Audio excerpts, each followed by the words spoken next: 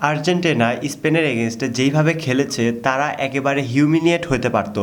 মানে তারা 4-0, 5-0, 6-0 গোলে হারতে পারতো যেইভাবে আর্জেন্টিনা খেলেছে। কিন্তু সেইটা হতে পারেনি কেন?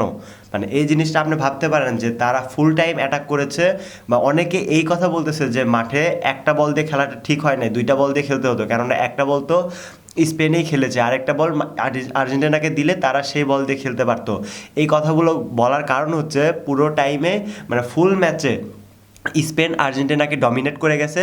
আর্জেন্টিনা শুধু লো ব্লক ডিফেন্স করে গেছে। আর আপনি একটা জিনিস ভাবতে পারেন যে এত অ্যাটাক হওয়ার পরেও কেন আর্জেন্টিনা মাত্র একটা গোল খেয়েছে, আপনি এই কথাটা বলতেই পারেন। আর আমি এই জায়গায় উত্তর দিতে পারি, সেইটা আর্জেন্টিনা হিউমিলিয়েট হওয়ার হাত থেকে বেঁচে গেছে শুধুমাত্র ইমি মার্টিনেজের কারণে। কেননা ইমি মার্টিনেজ পুরো ম্যাচে যেই পরিমাণে সেভ দিয়েছে, অসাধারণ সব সেভ দিয়েছে, এবং সে রেকর্ড করে ফেলে দিয়েছে ওয়ার্ল্ড কাপ ফাইনালে সর্বোচ্চ গোল সেভের রেকর্ড। 11টা গোল সেভ করেছে পুরো ম্যাচে ইমি মার্টিনেজ। এইটা ভাই আপনি কেমনে বিশ্বাস করবেন? এটা তো আমারই বিশ্বাস হইতেছে না। একটা কথা বলতেই হয়, এবারের বিশ্বকাপে আর্জেন্টিনার প্রত্যেকটা প্লেয়ার কোনো না কোনো ম্যাচে পারফর্ম করেছে। মানে যারা রেগুলার খেলে তারা প্রত্যেকটা ম্যাচে কোনো না কোনোভাবে পারফর্ম করেছে, ওয়ার্ল্ড ক্লাস লেভেলে পারফর্ম করেছে। কিন্তু একদম গ্রুপ স্টেজের প্রথম ম্যাচ থেকে নিয়ে সেমিফাইনাল পর্যন্ত আমি একটা জিনিস দেখতে পেয়েছি, ইমি মার্টিনেজ তেমন কোনো পারফরমেন্স করতে পারে নাই। মানে খুব একটা যে ভালো, মানে মার্টিনেজ স্বরূপ যে পারফরমেন্স, ওয়ার্ল্ড কাপে মার্টিনেজ যেরকম খেলে, প্রিমিয়ার লিগের কথা বাদ দেন, ইংল্যান্ডে যেইভাবে মার্টিনেজ খেলে সেই হিসাবগুলো যদি বাদ দেন, মানে বিশ্বকাপ আসলে ইমি মার্টিনেজ যেইভাবে রকম পারফরমেন্স করে, বা জাতীয় দলের পক্ষে হয়ে যেরকম পারফরমেন্স করে, সেই রকম মার্টিনেজকে কিন্তু আমরা দেখতে পাচ্ছিলাম না। কিন্তু সেটা আমরা ফাইনালে দেখে ফেলে দিয়েছি ইমি মার্টিনেজকে ইমি মার্টিনেজের মতো করে। যদিও দুঃখের সংবাদটা বলতেই হয়, একটা গোল হওয়ার কারণে সব কিছু হিসাব উল্টাপাল্টা হয়ে যায়। আর এই একটা গোল কিন্তু বদলে দিয়েছে পুরো শিরোপার কাহিনী। আজকের খেলায় আর্জেন্টিনা যেই পরিমাণে লো ব্লক ডিফেন্স করেছে, এইটা দেখে আমি এক কথায় হতাশ হয়ে যাচ্ছিলাম।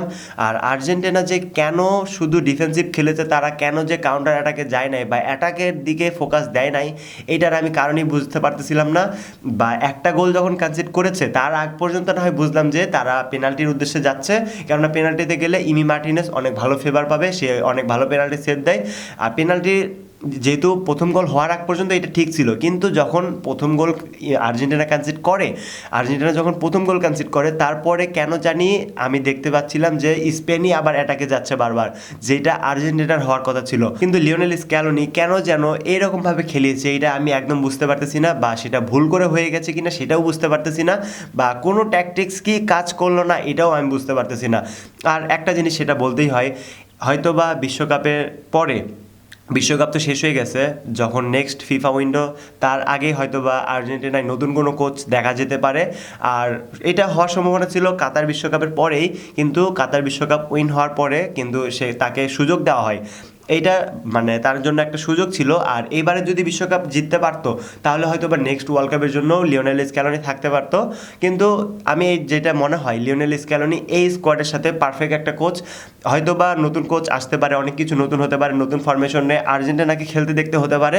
কিন্তু ভাই, এটা আমার একটা পার্সোনাল মতামত, আর্জেন্টিনায় লিওনেল স্ক্যালোনি যোগ্য একটা কোচ বর্তমান জেনারেশনের জন্য।